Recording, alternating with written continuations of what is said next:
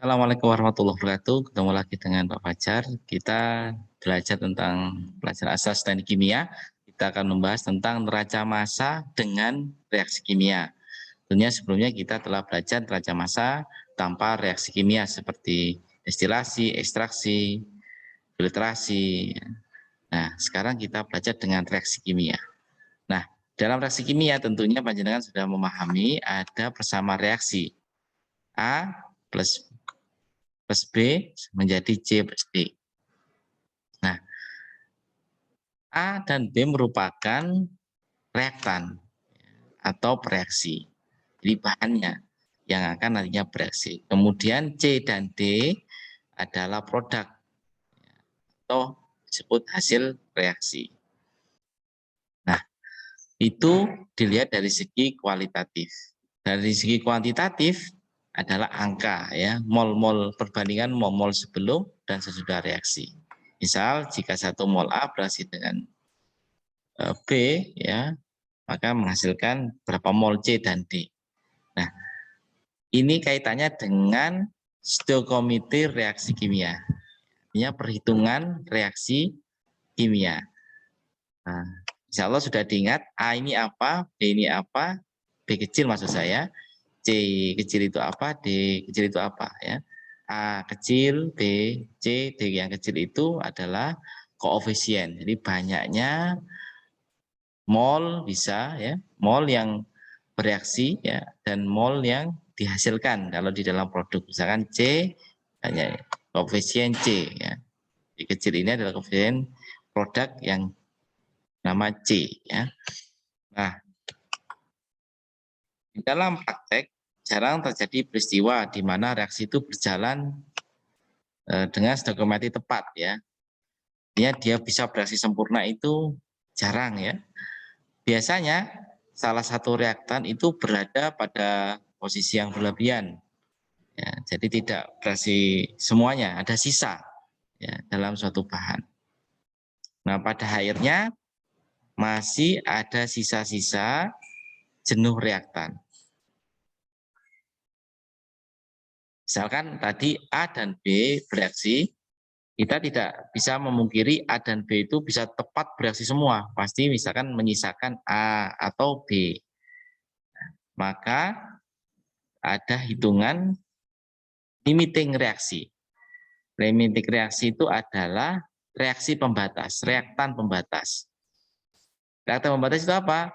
Jumlah mol yang paling sedikit bila tinjau dari segi stoichiometrinya. Ya.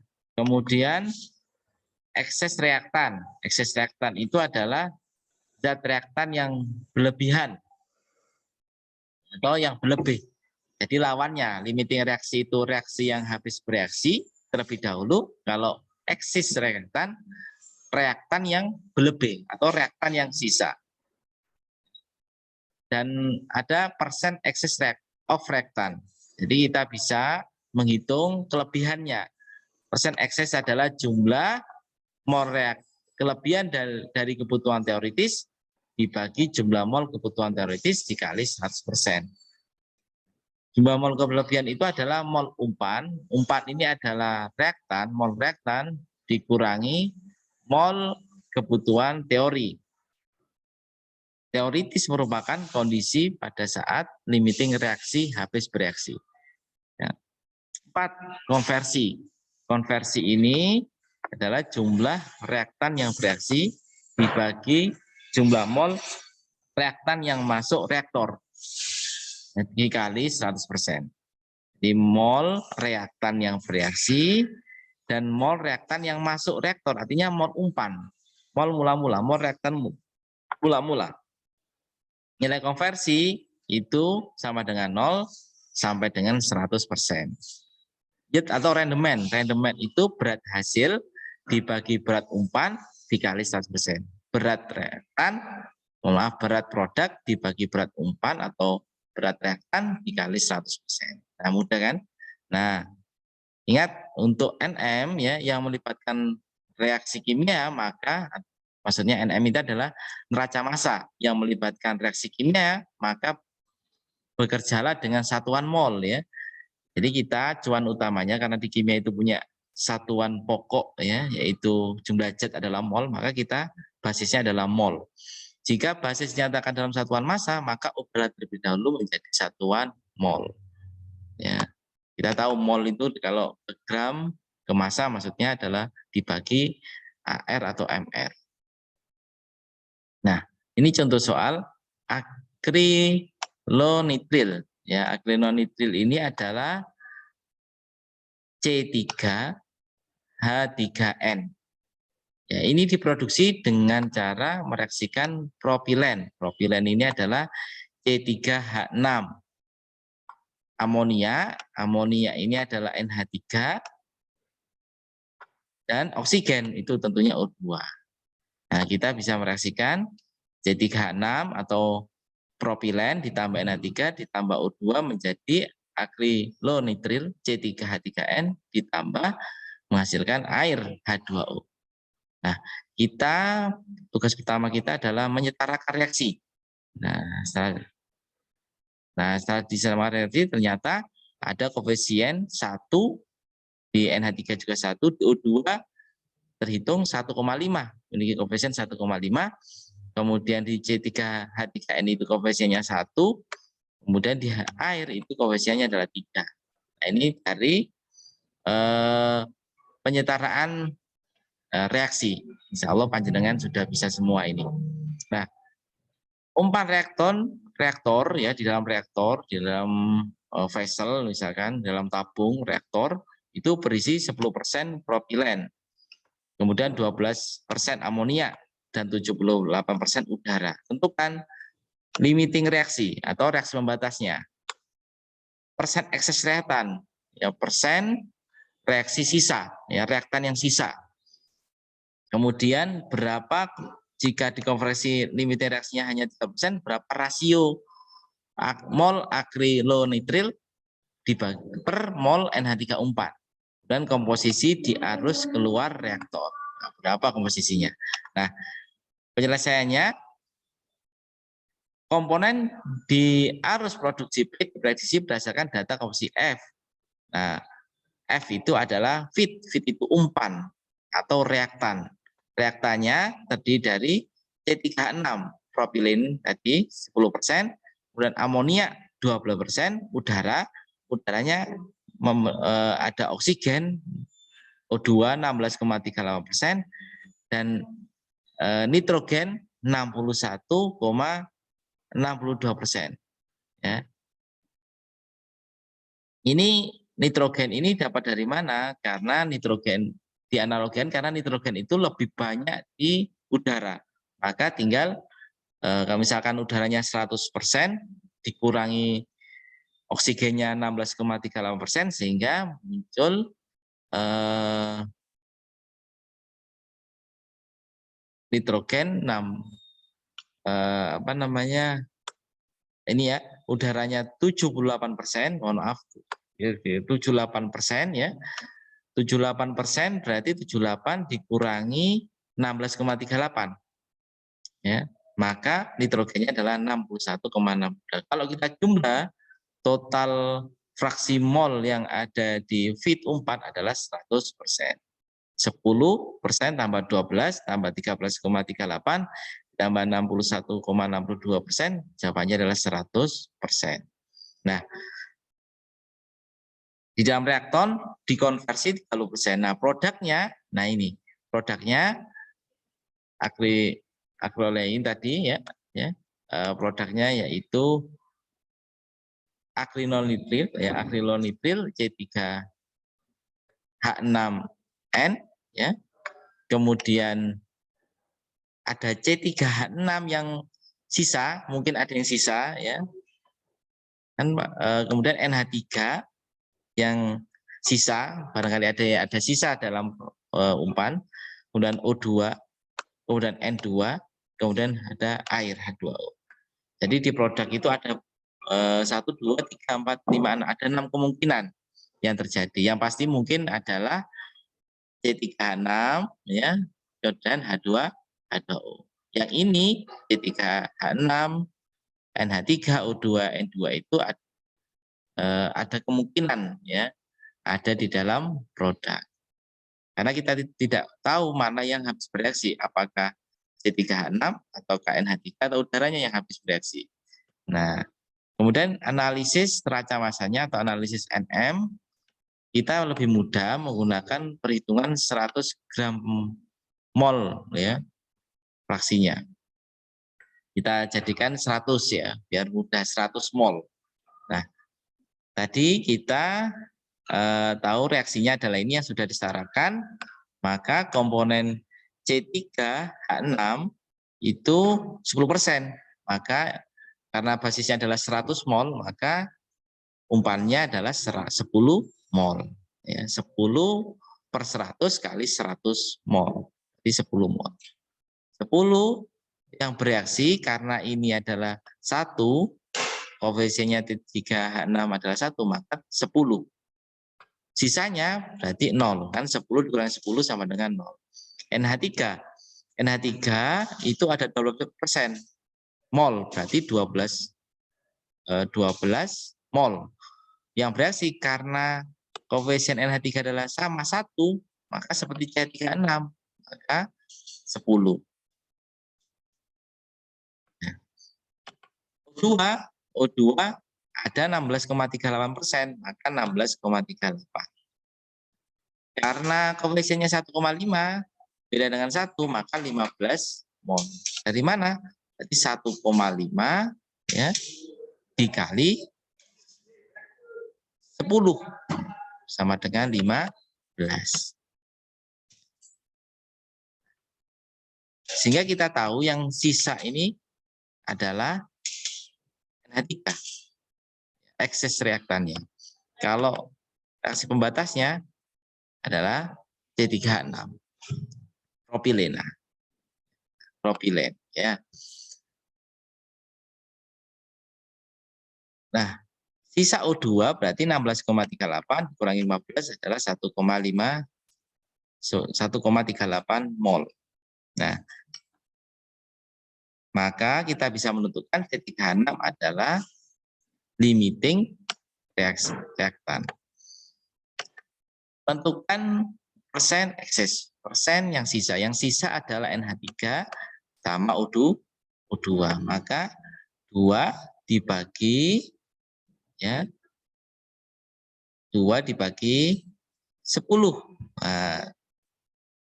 dikali 100%. Ekses reaktan kan rumusnya sisa dibagi reaksi ya yang bereaksi 10 dikali 100%. Begitu juga kan O2. Berarti sisa dibagi yang bereaksi itu 15 dikali 100%. Jawabannya 9,2%. Neraca massa jika dikonversi 30% bagaimana? Maka 30% adalah C3H6 propilen yang bereaksi dibagi propilen umpan reaktor. Maka kalau kita perkalian silang, kita tahu kan C3H6 umpan reaktor itu ada 10. Ya. Ada 10. Nah, ini kan ada 10. Nah, ini ada 10 ini. Ada 10%. Maka C3 bereaksi itu kan silang kan? Berarti pindah ke sini kan ini. Jadi 0,3 dikali 10 ya sama dengan 3 mol. 3 gram mol maksudnya. Ya. Nah, maka kita bisa buat tabel komponennya berarti C3H6, H3, terus O2 dan N2. Ya, N2 dari mana? Dari udara tadi. Udara terjadi oksigen dan nitrogen. Kemudian ya C3H6N ya dari produknya dan H2O. Nah, umpan kan 10 tadi, 10%. NH3-nya 12%. O2-nya 16,38. Nitrogennya 61,62%. C3H3N umpan itu 0 karena belum terbentuk. Dan H2O-nya juga belum terbentuk. Nah, setelah bereaksi, maka tadi kan jika diketahui itu adalah 30%, maka yang bereaksi adalah tinggal 3 gram mol, ya, 3 gram mol. Ya, 3 gram mol saja. Nah, yang diketahui tadi 30%, pertanyaannya 30%, maka 3 gram mol. Maka 10 dikurangi 3, 7. Maka di produk itu ada CH3H6 sebanyak 7 gram mol sisanya.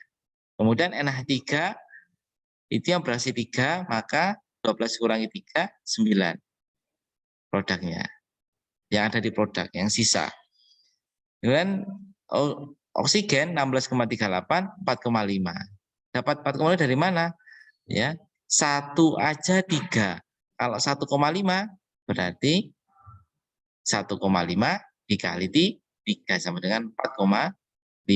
Berarti 11,88. N2 61,62. Dalam reaksi di sini tidak ikut bereaksi, ya, maka 0. Ya, maka di produk ini ketika di vesselnya itu muncul nitrogen tetap 61,62%. Dan C3H6 yang belum bereaksi karena koefisiennya tetap 1, maka 3. Maka produknya tentunya yang dihasilkan 3. H2O sebelum bereaksi 0 kan? Nah, karena koefisiennya ini 3, 1 aja 3. Kalau 3 berarti 3 kali 3, itu 9. Ya, maka produknya itu kalau kita jumlah 101,5, umpannya itu 100. Maka rasio mol akrenitil per NH3 umpan, akrenitil kita lihat C3H3N itu 3. Nah, NH3 umpan, ya, NH3 umpannya yang bereaksi adalah 10. Nah, di sini. Nah, yang bereaksi itu 10. Maka 3/10. Ya, mudah kan? Nah, kemudian contoh 2. Contoh 2 ini suatu reaktor digunakan untuk mengoksidasi SO2 menjadi SO3. Oksidasi ini ditandai dengan pertambahan oksigen. SO2 menjadi SO3. Yang O2-nya hanya 2 menjadi 3. Nah, ini oksidasi. Ciri-ciri oksidasi. Udara umpan berlebihan 20% dan konversi SO2 hanya 90%. Tentukan komposisi gas hasil reaktor. Nah, di reaktor apa saja ini? Maka feed-nya atau umpannya atau reaktannya itu adalah SO2. Ya, SO2-nya di udara ada oksigen, ya, oksigennya 21%. N2-nya ada 79%. Eksesnya, ya, ada berlebihan, udara berlebihan itu 20%. Ya kan, ya, ini. Udara umpan berlebihan itu 20%. Ini kok tahu ini 2179 ini karena di udara itu yang di udara oksigen itu memiliki komposisi 21%. Sedangkan nitrogen yang terbanyak adalah 79%. Ini di sini tidak disebutkan, oleh itu kita harus mencari, ya, yang di udara ini berapa oksigennya. Artinya udara bebas itu oksigennya itu 21%. Nah, reaktor itu dikonversi, masuk ke reaktor, dikonversi menjadi 90%. Maka hasilnya apa? SO3. Ya, setelah dioksidasi jadi SO3. SO2 barangkali ada SO2 yang belum teroksidasi. Ada O2, barangkali ada oksigen yang masih ada di reaktor. N2, barangkali ada nitrogen yang tidak reaksi. Ya. Dicari gas hasil B. Jadi kita mencari P-nya ini berapa, ini SO3, SO2, O2, dan E2-nya. Maka kita pertama harus menggunakan basis. Basisnya adalah 100 mol, ya. 100 mol. Nah, neraca masanya atau NmSO2 input dikurangi reaksi sama dengan output. Ya. Jadi ada hukum kekekalan massa itu massa sebelum reaksi itu pasti sama dengan setelah reaksi. Maka input dikurangi reaksi itu sama dengan output. Nah, berdasarkan data konversi, konversinya kan 90%. Maka mol yang bereaksi dibagi mol hasil umpan, mol reaktan. Maka kita bisa menghitung SO2 yang bereaksi adalah perkalian silang, berarti 90% kali mol SO2 umpan reaktor. Ya, berapa mol umpannya adalah 100. Ya, kita misalkan ya, lebih mudah basis itu 100 ya, Mak. Jadi 90 mol. Maka SO2 output yang keluar dalam gas itu adalah 100 dikurangi 90. Sama dengan 10 mol. Bagaimana kalau raca massanya oksigen? Raca massanya oksigen berdasarkan persama reaksi, jika SO2 yang bereaksi itu 90 mol, ya, maka O2 yang bereaksi itu adalah setengahnya. Dari mana setengahnya? Ya, nanti kita lihat sama reaksinya. Nah ini setengah. O2 itu memiliki koefisien setengah. Berarti setengah dikali banyaknya SO2. Ya, SO2-nya diketahui tadi SO2-nya 90. Ya, maka setengah kali 90 sama dengan 45. Berdasarkan data tersebut berarti persen reaktan, karena yang yang sisa itu oksigen, maka bisa dihitung 20% sama dengan mol O2 umpan dikurangi mol O2 yang bereaksi jika SO2 habis, mol O2 jika SO2 habis bereaksi. Maka mol O2 umpan adalah 1,2 dikali setengah kali 100 sama dengan 60 mol. Maka raca massa O2 menjadi O2 output adalah O2 dalam gas hasil sama dengan 60 dikurangi 45 sama dengan 15 mol. Jadi mol umpannya kan 60. Yang bereaksi 45. Berarti yang ada di output ya, yang sisanya itu adalah 15 mol. Bagaimana dengan raca massa nitrogen? Ya, O2 tadi kita bisa jawab O2-nya adalah 60 mol. 60 mol, maka N24-nya adalah 79%. Ya, tadi kan perbandingannya 79 banding 21. Berarti 79 dibagi 21% dikali 60 sama dengan 22,5,71. Bagaimana raca SO3? SO3 di dalam input plus reaksi sama dengan output. Input kan tidak ada karena dia belum terbentuk, ditambah reaksi sama dengan output. Berdasarkan persamaan tadi SO2 ditambah O2 menjadi SO3. Ya, kalau sudah di jadi ya sudah di rata persamanya sudah disesuaikan ya, disetarakan, maka muncul ini SO2 plus setengah O2 plus SO2. Ya. Karena SO2-nya itu 90, ya, maka SO3-nya dihasilkan adalah 90. Karena O2-nya tadi kan 10. Oke. Jadi 90, maka SO3 yang dihasilkan adalah 90. Ini inputnya 0, yang bereaksi adalah SO2-nya 90, SO3-nya juga koefisiennya 1, ya, maka juga 90. Ya, maka outputnya adalah 90 mol. Nah, kalau kita rekapitulasi, SO2 itu 100, ya, kita anggap 100, ya, yang bereaksi itu adalah 90%, maka 90, maka hasilnya yang sisa adalah 10. Sedangkan SO3 sebelum reaksi 0, setelah reaksi adalah bereaksi 90 karena koefisiennya sama seperti SO2, yaitu 1, maka 90, gas hasilnya berarti 90. Dari yang tidak ada menjadi ada berarti 90. O2 itu 60 umpannya, ya, yang bereaksi itu 45, maka hasil sampingnya yaitu 15. Nitrogen 225,71, karena di sana tidak ikut bereaksi, yang bereaksi kan cuma S, O2, dan O2. Tidak ada N2-nya. Ya, maka 0, yang bereaksi 0, maka hasilnya sama, tidak dipakai apa-apa, berarti tetap sama 225,71. Nah, maka kita bisa lihat jumlahkan ini semua.